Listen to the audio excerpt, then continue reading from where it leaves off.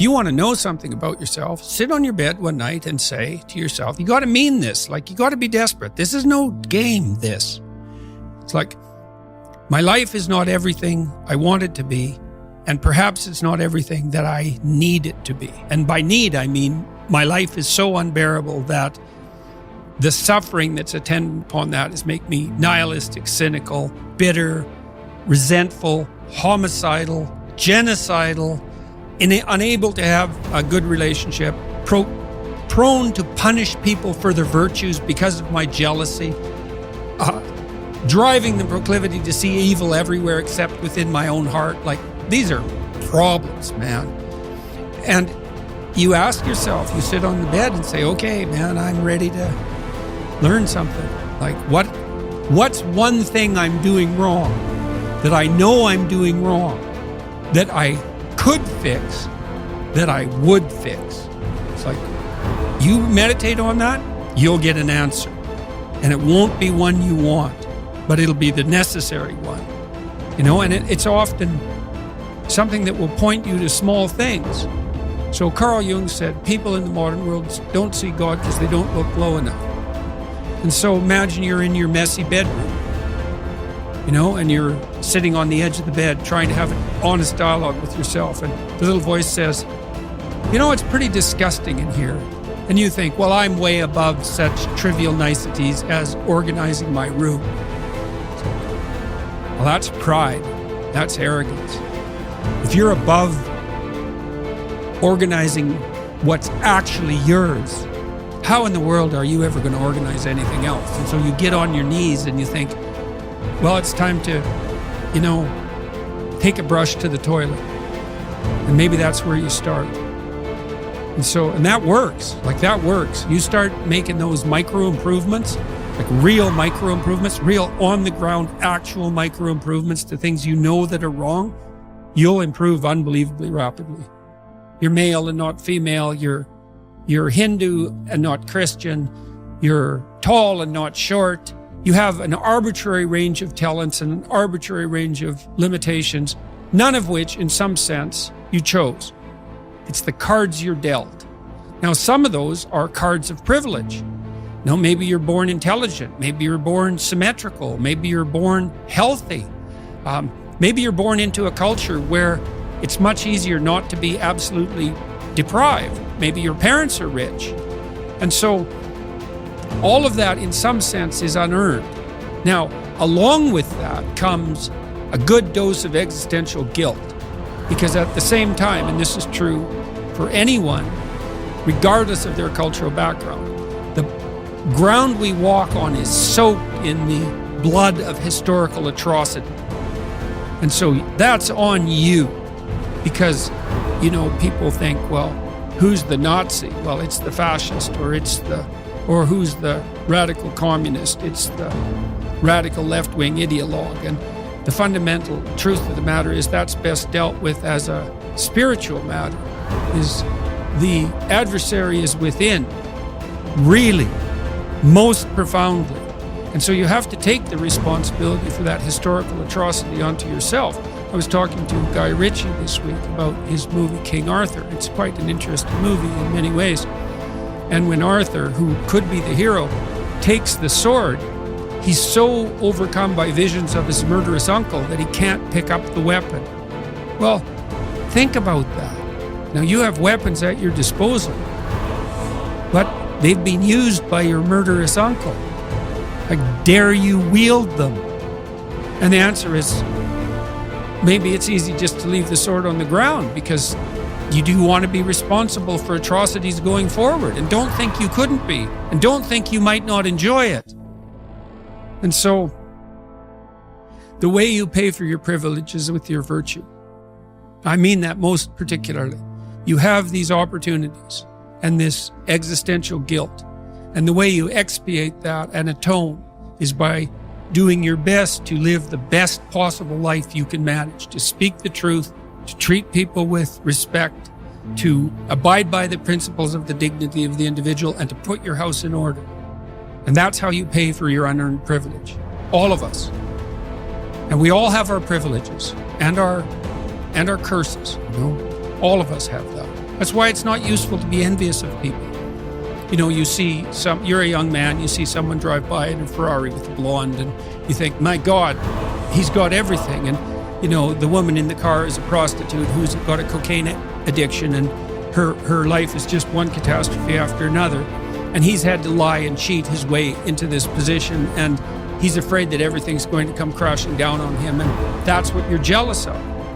And it's just not that profound. You don't want someone else's fate. Man, your fate's enough, and your adventure's enough. It's plenty. It's more than you can ever fully realize. And so that's also part of the reason that we all believe that the individual has some intrinsic dignity. It's don't be so sure that your position in your room is so damn trivial. Might be your attitude towards it that's trivial. And if you're in dire straits and dire circumstances, just look at how much opportunity you have to make things better. Most of us have been raised to believe that the road to a happy life is paved with pleasure, and that the pursuit of pleasure is the path to fulfillment. But as we grow up, we begin to realize that life is not always easy or pleasurable. In fact, much of it is difficult and painful. We all experience loss, disappointment, illness, aging, and eventually death. We encounter stress, anxiety, and fear. We suffer from the slings and arrows of everyday life, and yet we continue to cling to the idea that happiness is found in pleasure and the avoidance of pain. We try to avoid our painful experiences by numbing ourselves with drugs or alcohol, distracting ourselves with TV, or obsessing over our work or our relationships. But the more we try to avoid the basic reality that all human life involves pain, the more we are likely to struggle with that pain when it arises, thereby creating even more suffering. The truth is that happiness is not found in the avoidance of pain, but in the willingness to face and accept our pain. It is in the willingness to experience our painful thoughts and feelings, to acknowledge them without judgment, and to take action in line with our values and goals. It is in the willingness to be present in the moment, to connect with our senses and our environment, and to find joy and meaning in the simple things in life.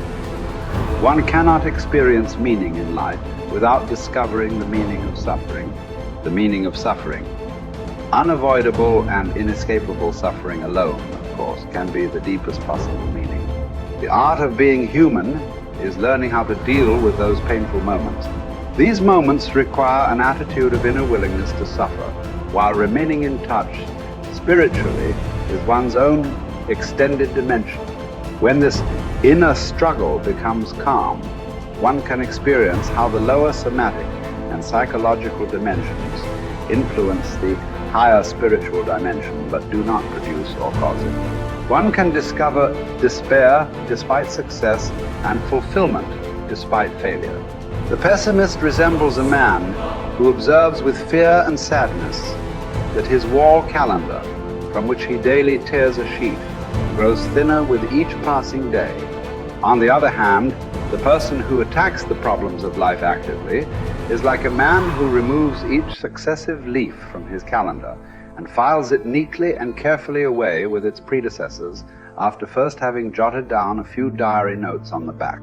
He can reflect with pride and joy on all the richness set down in these notes, on all the life he has already lived to the fullest. What will it matter to him if he notices that he is growing old? Has he any reason to envy the young people whom he sees, or wax nostalgic over his own lost youth? What reasons has he to envy a young person for the possibilities that a young person has, the future which is in store for him? No, thank you, he will think. Instead of possibilities, I have realities in my past. Not only the reality of work done and of love loved, but of sufferings bravely suffered. These sufferings are even the things of which I am most proud, although these are things which cannot inspire envy. Don't aim at success. The more you aim at it and make it a target, the more you are going to miss it. For success, like happiness, cannot be pursued. It must ensue, and it only does so as the unintended side effect of one's personal dedication to a cause greater than oneself, or as the byproduct of one's surrender to a person other than oneself. Happiness must happen, and the same holds for success. You have to let it happen by not caring about it. I want you to listen to what your conscience commands you to do and go on to carry it out to the best of your knowledge. Then you will live to see that in the long run. In the long run, I say, success will follow you precisely because you had forgotten to think about it. For the first time in my life, I saw the truth as it is set into song by so many poets, proclaimed as the final wisdom by so many thinkers. The truth, that love is the ultimate and highest goal to which man can aspire. Then I grasped the meaning of the greatest secret that human poetry and human thought and belief have to impart.